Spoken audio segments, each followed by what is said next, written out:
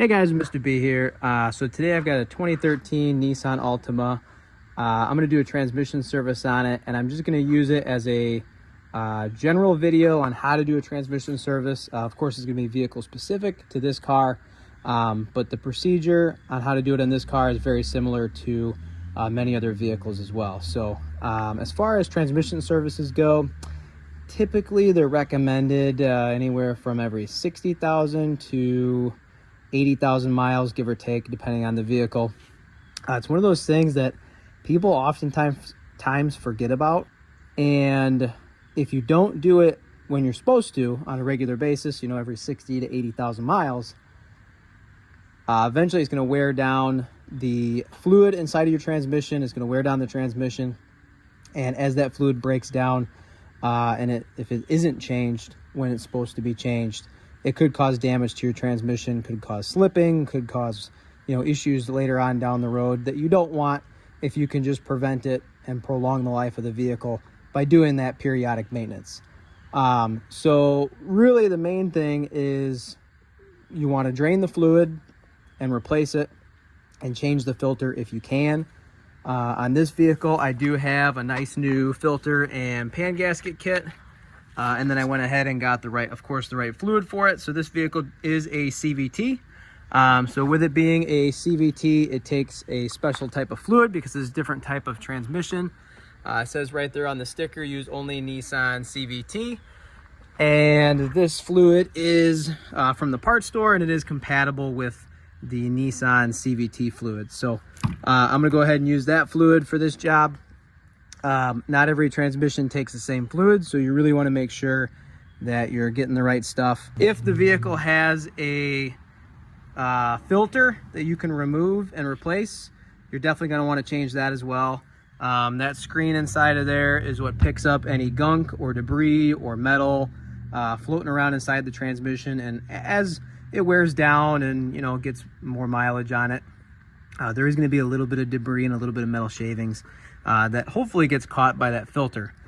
Some newer vehicles, unfortunately, you cannot service the filter. It's just drain and fill. This vehicle, we did get lucky, and there is still a transmission pan underneath that we can remove to gain access to that filter. And of course, there's a new pan gasket that it comes with, so that way we can reseal that pan without any leaks. So we did get lucky on this car in a few ways. One, because it has a filter that can be changed. And two, it also comes with a drain plug. So looking up underneath here, that's the transmission pan. And that plug right there is our drain plug. This pan is pretty rusty, so once I get it off, I'm gonna take a look on the inside and see how the rust looks, if it's poking through or not. Overall, I think it's going to be okay. I've definitely seen worse transmission pans, but it is definitely starting to get rusty, which is normal for cars in this area.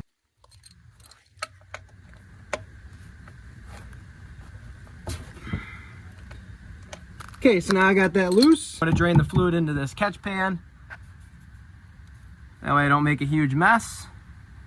And as I take this plug out, the transmission fluid will go ahead and drain out. So normally the CVT fluid is like a greenish color, so you want to take a note of what it looks like as it's coming out.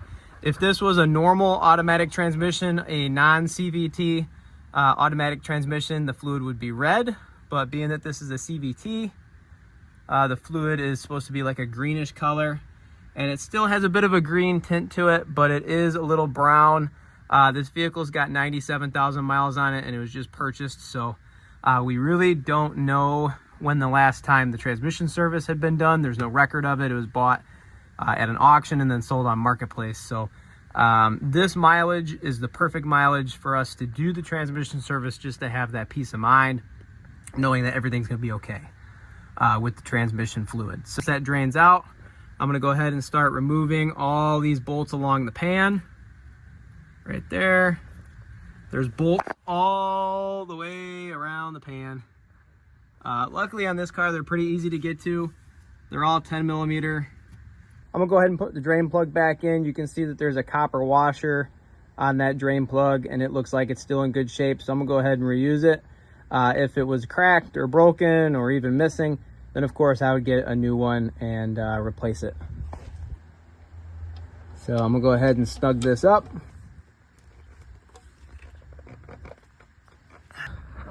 A few bolts in for the pan. So I got one right there. It's not out all the way yet, but it's loose. Same way with that one.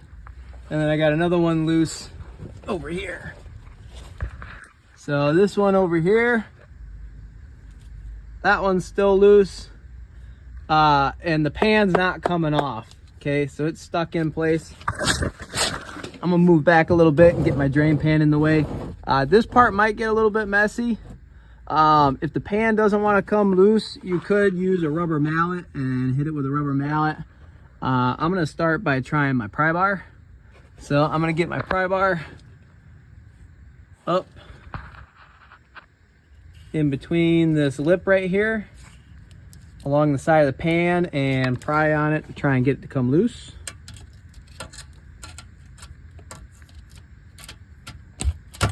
There it goes. So it did pop loose, so I got lucky. Sometimes they're kind of hard to come loose, and when they are, you might have to take and hit it with a hammer, like a rubber mallet or a dead blow or something, and really jostle the pan around to get it to come loose. But that actually went really well with that pry bar. So I'm just gonna go ahead and with my hand, I'll take this other bolt out. Now it's starting to drop, so I'll be kind of careful about it so I don't make a huge mess and spill fluid everywhere, or at least try not to. Right there, and take that bolt out. That might help get some more fluid out of it before I drop the pan all the way. And I got one more bolt right there.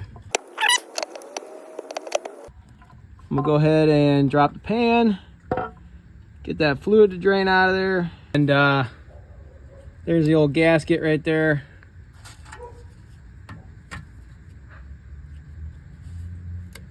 Yep, there's the old gasket. So sometimes you need a gasket scraper or a flathead screwdriver, maybe even a razor blade to get that out. This one actually looks like it's made out of metal. This one's a metal gasket instead of a rubber or a paper gasket. So it's actually still in pretty decent shape. I'll still replace the gasket anyways if you don't want it to leak. I'm not going to get this deep into it and then have it leak because I reused the gasket. So I'm gonna go ahead and set that off to the side. So that's my filter right there. And on this vehicle, there are bolts that hold it in place. So there's a bolt there, a bolt there, and a bolt there. You definitely don't want to remove these bolts right here. Those are for the valve body. If you start taking those out, you're gonna want to torque those back down. Go the filter, and then of course fluid's gonna come out of there too. So there's the old filter. It doesn't hurt to look inside of there and see if there's any huge gunk or debris. There is a little bit of metal shavings inside of there, but nothing too bad. The fluid doesn't smell burnt either, so that's always a plus. And while I'm letting it drain, I'm gonna go ahead and get this pan out of here because we're gonna want to clean that up. So looking at this pan, it actually looks pretty good. I'm gonna go ahead and slosh the fluid around, make sure there's not any huge chunks anywhere, big metal pieces. It all looks pretty good. So there is a magnet on the end of the drain plug, which is right there. And there's two magnets right there. Usually there are magnets in the bottom of the transmission pan to catch any metal debris. It is normal to see some fine shavings on those magnets. It's a normal thing. Expect to see that on pretty much every transmission pan that you drop, even after a rebuild. You're gonna see some of those metal shavings. If you see a huge big pile with some bigger chunks in it, then that's not as good. But real fine metal shavings like that is normal.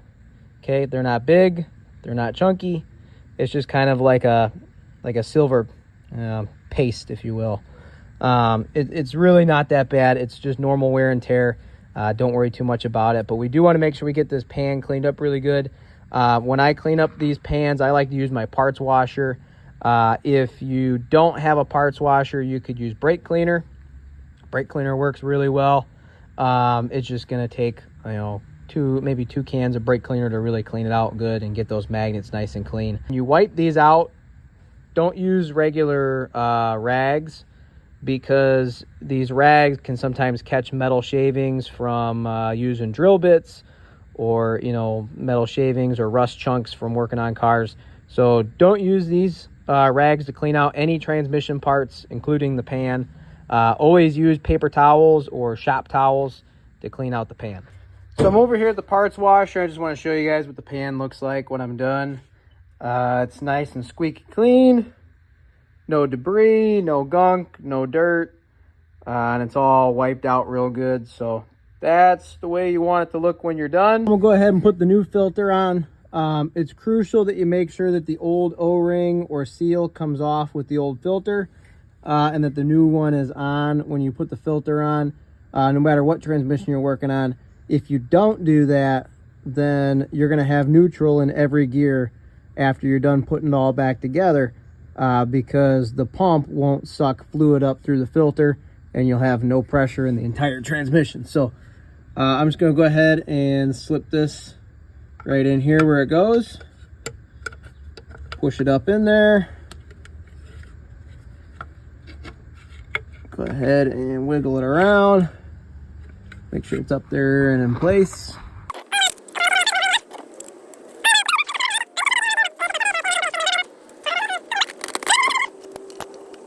I'm not going to use my impact gun for this because I don't want to over tighten them and strip them out or break them off inside the transmission. That would be a bad day. Okay, so I'm just going to hold my ratchet about halfway down, snug it up till it's snug, tight, and that bolt doesn't want to go no further, and give it just a little bit more, and then that bolt's nice and tight. Go ahead and take a gasket scraper and scrape off that crud. It's nice to use a razor blade. I'll show you guys both tools. So if you wanted to use a razor blade, you could go ahead and do that. Run along the side of the transmission case right there and get all that gunk off of there. You really want this surface to be nice and clean. You want it to be smooth metal, and you really want it to be dry. Okay, so once I'm done scraping this up, I'm gonna go ahead and take a rag right before I put the pan up and wipe this off really good, this whole surface where the pan gasket goes, and make sure it's clean and dry, because if it's not, then you're gonna have a leak past your pan gasket and you're gonna have to do this all over again. We don't want that. So you could use the razor blade method to get that crud off of there. Just be careful with it, obviously. Or you could use a gasket scraper. The gasket scraper works pretty good, but it also takes a little bit longer sometimes depending on the situation. All right, so before I go and put the pan back in, I just want to show you guys what I like to do. I like to put a couple of bolts in the gasket. That helps guide the gasket and the pan up in about the same spot. So it looks like I'm hung up on this dowel pin. Yep, that dowel pin right there. The dowel pin for that hole right there. So I'm getting hung up on it. There we go. Now I got it pushed up in there. It's not lined up with my holes. So I'm just going to use my fingers to kind of push that back into place. You can see the bolt holes now. That means my gasket's in place there. And as I'm holding it right there, I'm going to go ahead and get the rest of these bolts in.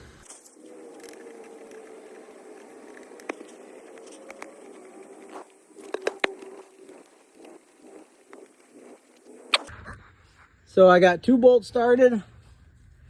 I'm gonna go ahead and go along and get the rest of the bolts started with my socket. The main thing is, once you get a couple of bolts pushed up against the pan, you just want to go along and check all your bolt holes and just make sure that the gasket isn't shoved between the bolt hole and the pan. And you just want to go along and make sure that the gasket feels like it's still along the outside of the pan there. and not, you know, pinched into the inside. Otherwise you'll have a leak. All right, so now that I've got the pan up and I've got all the bolts started, I'm gonna go along and snug up the bolts with my ratchet.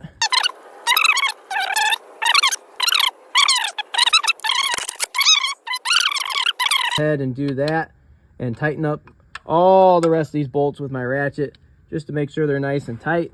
All right, so in order to check the fluid level on this, you have to remove this plug from the bottom. It goes right there. That's the overflow plug. So once you remove that and you start topping off the fluid, once it's full, the fluid will pour out that hole.